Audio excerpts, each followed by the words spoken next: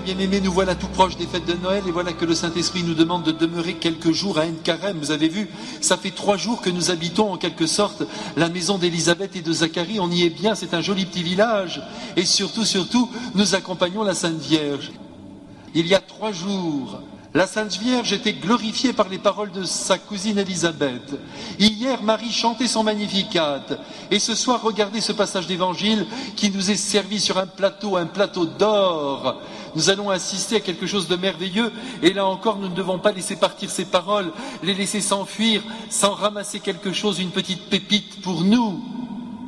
La Sainte Vierge, n'oubliez pas mes frères, après avoir chanté son Magnificat, qui est devenu, comme je vous l'ai dit hier soir, une magnifique prière liturgique, après avoir prié en quelque sorte, après avoir chanté les merveilles de Dieu dans sa propre existence, se met au travail. Ça, mes frères, il ne faut jamais l'oublier, Marie est restée durant 3 mois dans la maison d'Élisabeth et de Zacharie pour aider son cousin et sa cousine. Je vous rappelle qu'ils étaient âgés. Rappelez-vous que normalement la liturgie doit déboucher sur une charité plus grande. Nous assistons à la Sainte Messe, notre Seigneur va venir en nous, il nous donne la force d'aimer. Ça c'est capital. D'abord, nous prions et en même temps que nous prions, notre Seigneur nous remplit d'une force qui nous permet d'agir. Il n'y a pas d'un côté notre vie spirituelle et de l'autre côté la vie dans le monde. C'est notre prière qui irrigue notre geste, nos paroles, notre manière de sourire, de regarder les êtres et de les servir. Après avoir chanté son Magnificat, après avoir vécu la prière liturgique, et oui, disons cela, Marie se met au travail, elle va aider sa cousine, elle va rester jusqu'au jour de l'accouchement, et même ensuite, ça c'est sûr, elle est restée quelques jours, au moins jusqu'à la circoncision. Mes frères, ça doit nous encourager, nous qui pratiquons notre foi, comme nous disons, j'aime pas beaucoup ce verbe, mais enfin, nous qui vivons notre foi en nous approchant par la prière de la très sainte Trinité, à travers le cœur immaculé de notre Mère, nous devons toujours nous rappeler qu'ici, dans cette Église, nous recevons les forces nécessaires pour aimer davantage, pour aimer plus ceux qui sont autour de nous. Voilà toute la raison d'être de notre vie spirituelle, nous unir à Dieu pour donner Dieu, c'est-à-dire notre être, transfiguré par la grâce. Dieu ne se révèle pas directement aux hommes, il passe à travers d'autres hommes, et j'aime à vous le rappeler souvent, ne l'oublions pas par pitié. Sinon, l'évangélisation du monde est en péril. Il faut que nous sentions que tout repose sur nous. Et oui, ce n'est pas de la prétention que de dire cela. Les générations s'engendrent à la foi. C'est parce que nous avons eu des parents magnifiques qui nous ont éduqués dans cette foi, ou peut-être parce que nous avons rencontré des témoins merveilleux de la foi, qu'aujourd'hui nous la possédons, nous l'avons dans notre cœur. Tout est une question de transmission ici-bas et d'influence réciproque.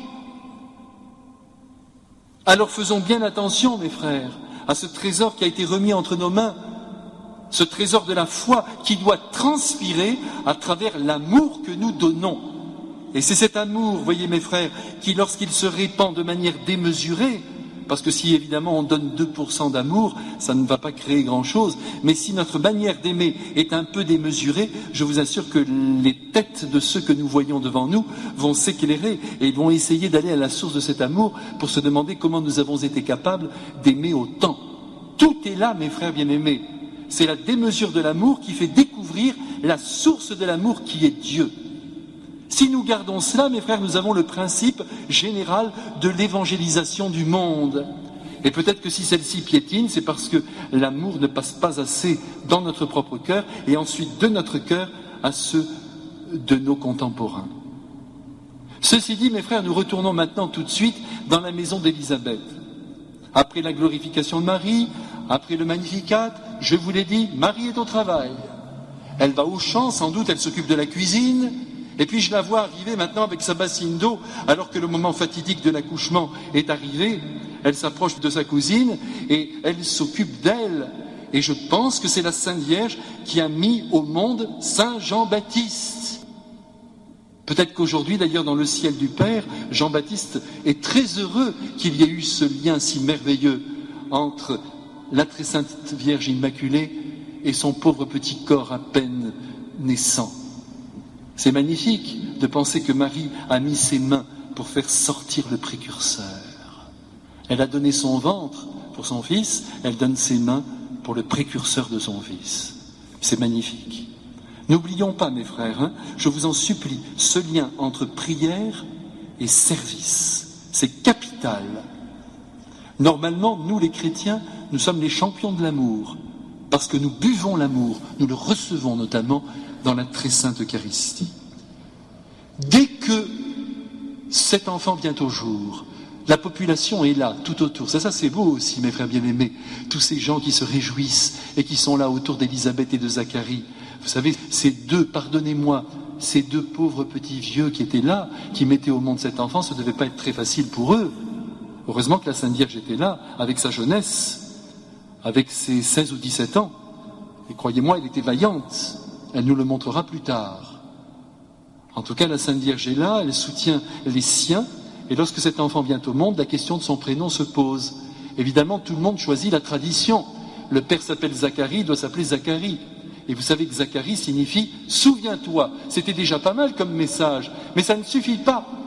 Je vous rappelle que l'ange Gabriel avait demandé à Zacharie d'appeler cet enfant Jean.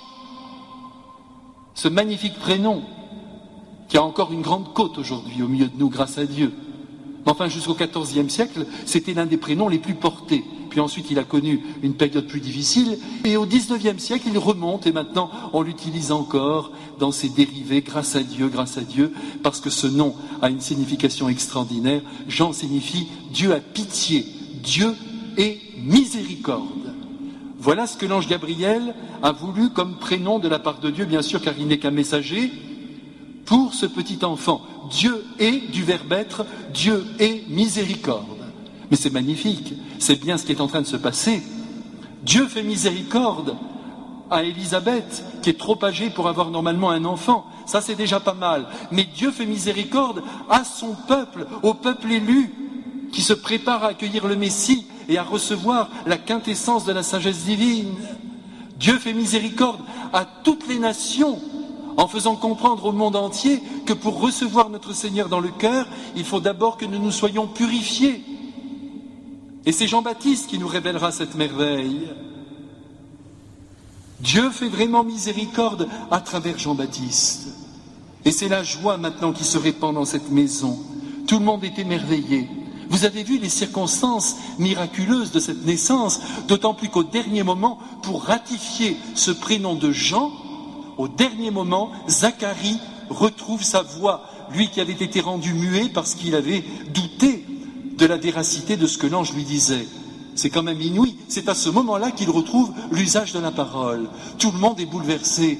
Et on dit que dans la région, mais aussi dans la montagne de Judée, donc tout aux environs, tout le monde rapportait ces événements en se demandant que sera cet enfant.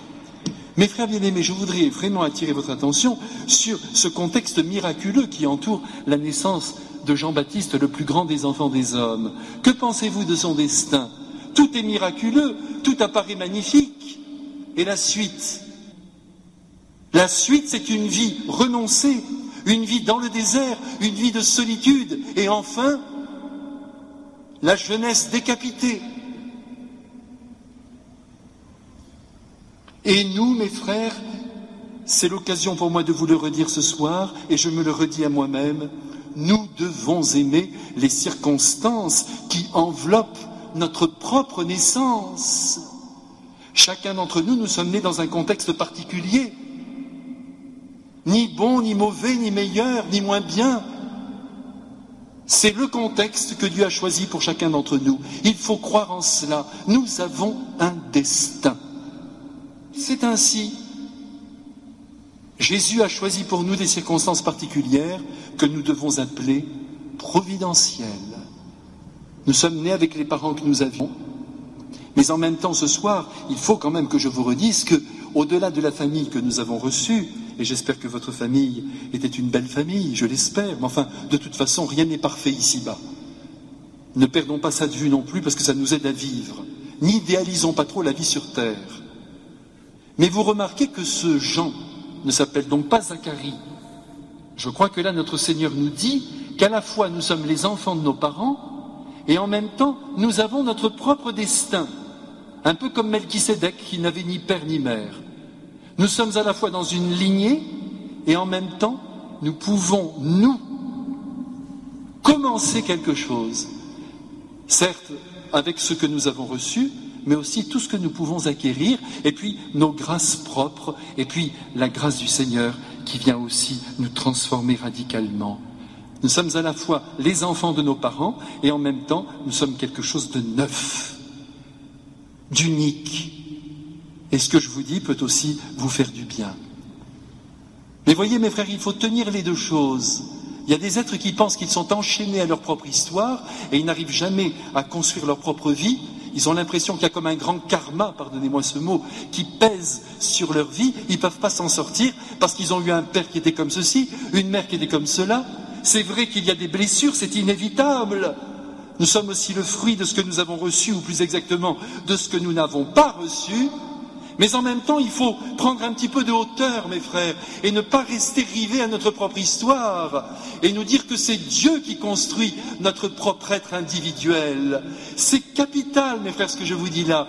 Ce soir, quelle que soit votre propre histoire, quelles que soient les circonstances de votre vie, quel que soit l'état de votre salaire, la profession que vous avez épousée ou qui vous a été imposée, dites-vous que vous êtes plus grand que tout cela, et que vous pouvez aussi tout dominer. Il suffit de le vouloir et de compter sur Dieu, qui fait toujours toutes choses nouvelles. Voyez, Jean-Baptiste n'est pas resté à En-Carem. Il a choisi le désert et personne n'a rien dit, parce qu'on connaissait le mystère de sa vie. Vous aussi, mes frères, votre vie est un mystère. C'est vous qui la conduisez avec notre Seigneur et sa Mère. Faites-leur confiance.